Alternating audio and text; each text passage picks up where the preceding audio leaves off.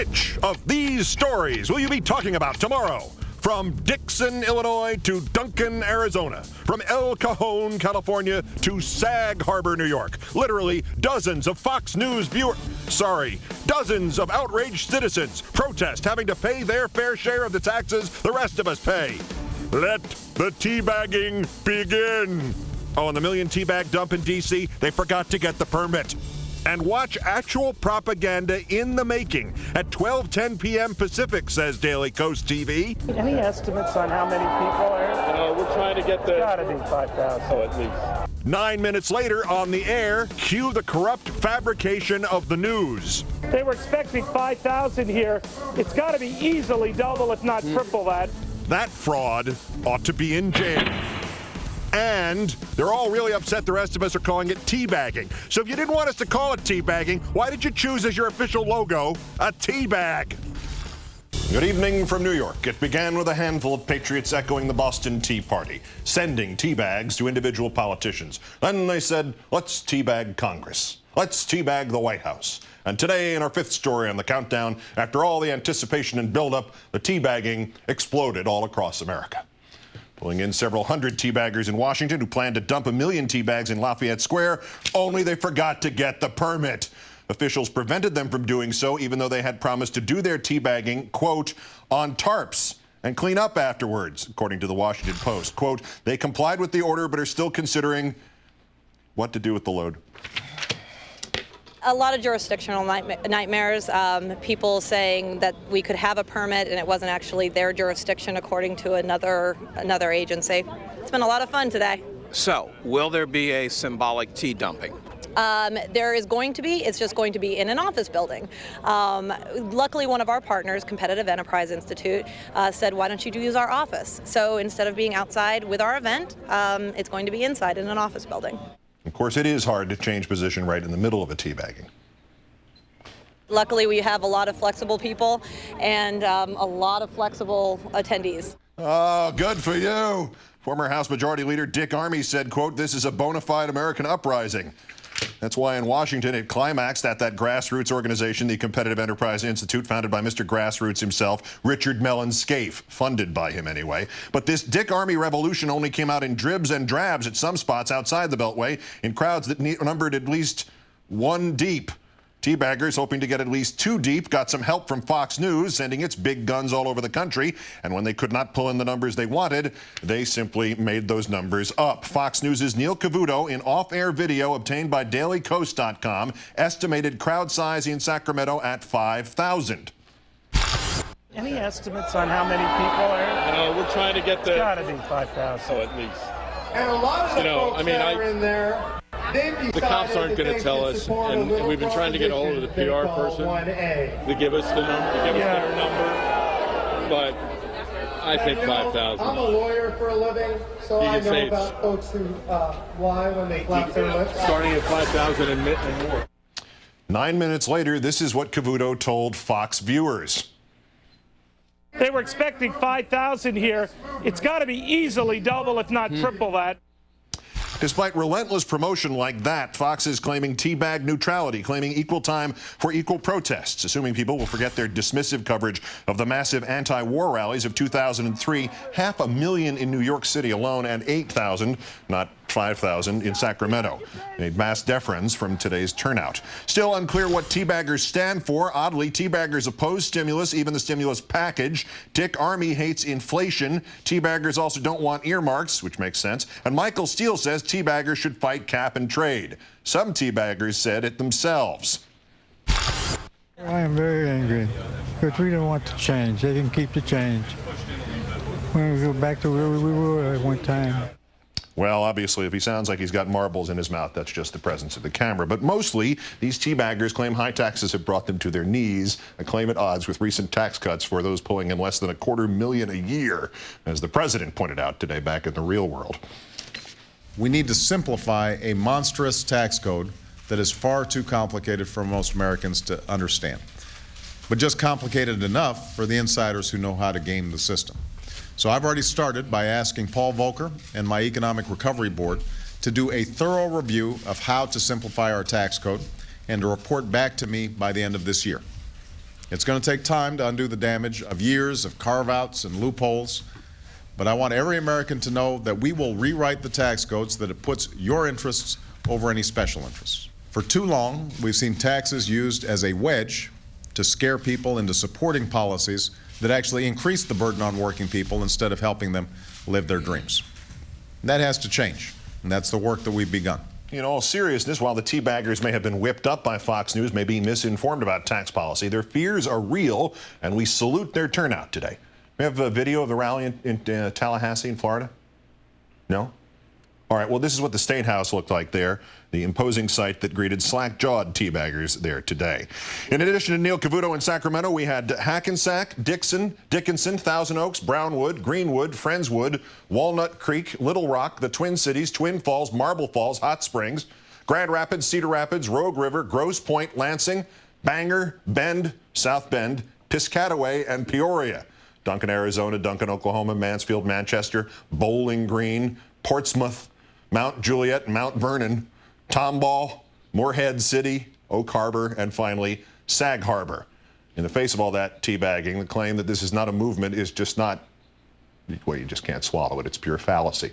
And lastly, to answer those protesters who say we are evil and non-journalistic and not fair and balanced in calling these teabag protests.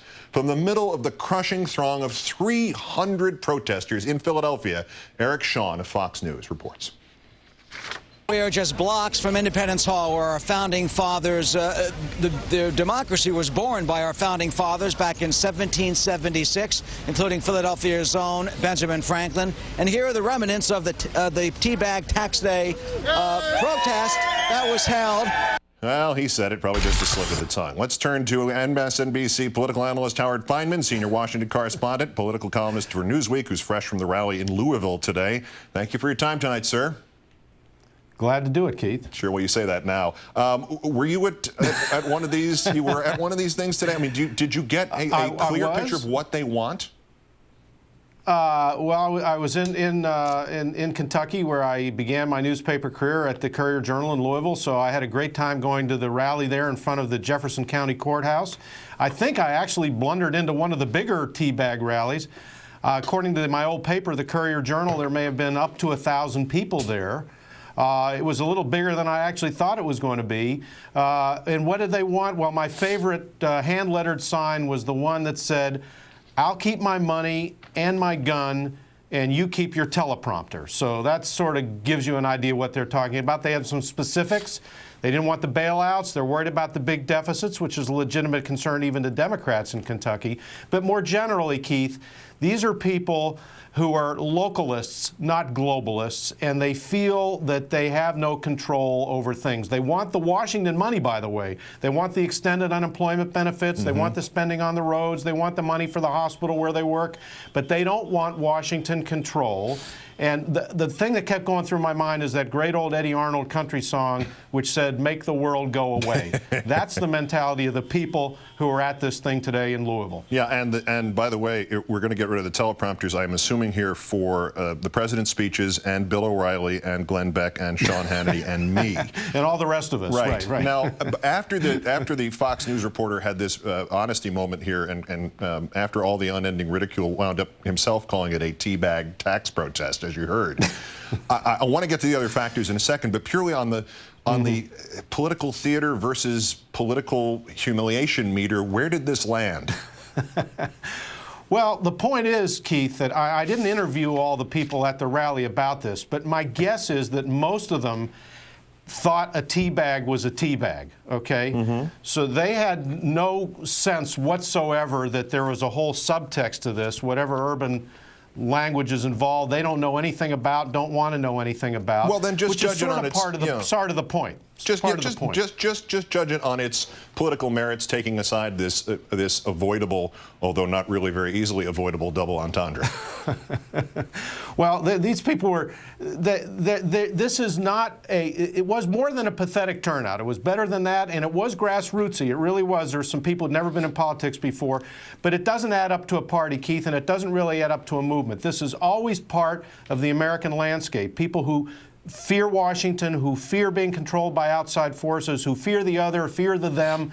You know, that's what this means. Nothing more, but nothing less than that. And by the way, the people there did at the end of the rally take a few tea bags and go down to the Ohio River, and they stood on a bridge and they threw the bags into the river, which probably helped the water quality and maybe even the flavor. Yeah. But now you pointed out what perhaps people at these things expected it to be, or what perhaps they should have expected it to be. The right-wing coverage of this was a litmus test of, in a broad sense, anti-government outrage, backlash. If that's the litmus test that is being presented, what have we learned today? Well, what we learned that as I said, it's an ever-present strain in American life, and there is legitimate concern about the deficit, even among Democrats. But this does not a party make, Keith. And interesting, these are Ron Paul people, a lot of them. These were Ross Perot people. There were some anti-abortion types there. There were even the sons and daughters of some of the anti-busing protesters that I covered when I first started in Louisville, I think. Wow. And interestingly, some of the speakers had words of praise for Bill Clinton. They look back on Bill Clinton as a fiscal moderate. Who would have thought it? They praise his presidency for having cut the deficit. They talked about George Bush having loosened the purse strings. So if the Republicans think that this is the next big wave that they as a party are going to catch, they've got a lot of work to do. It doesn't add up that way, at least so far. Oh, no. No matter what the temptation might be, I'm not dragging Bill Clinton into this. Last thing, 300 people in Philadelphia because it rained. Yes. Are we already seeing how this is going to be spun here? Because I heard the soundbite on the ABC newscast tonight saying, well, this was a small beginning, but that's the important part. It was the beginning, and on July 4th, it will sweep the nation. Do you think so? No, here's the point. The Democratic mayor of Louisville, Jerry Abramson, is pumping out the stimulus money as fast as he can get it. He's very popular. He won re-election there a couple of years ago. There are, I think, 507 precincts in Louisville. You know, he won all but 9 of them. And of course, the people at the rally were from the 9 precincts. That gives you a rough idea that even in Louisville and in Kentucky, a county, Louisville, a city that Obama won, the president's policies are popular, and the Republicans are still looking for a message. Howard Fineman of Newsweek and MSNBC, and fresh back from his youthful indiscretions in Louisville. Great thanks as always, Howard. Okay, Keith. The self-martyrdom of the Teabaggers, or at least their promoters, is embarrassing, and there is an instructive, if tasteless, joke about this from the 80s British grunge comedy show The Young Ones, in which one character, who is attempting self-crucifixion, is reminded by a housemate that it never works because, quote, there's no way you can ever hammer in the last nail. But there is a serious consideration here, too. Escalation. If today you pretend you're reenacting the Boston Tea Party, then tomorrow maybe you'll be pretending you're reenacting the Civil War. Yesterday, actually. Governor Rick Perry whipping a Texas crowd into shouts of secede, secede, and then oh so cleverly insisting he'd never express any kind of support for actual secession, not if there was anybody around to quote him.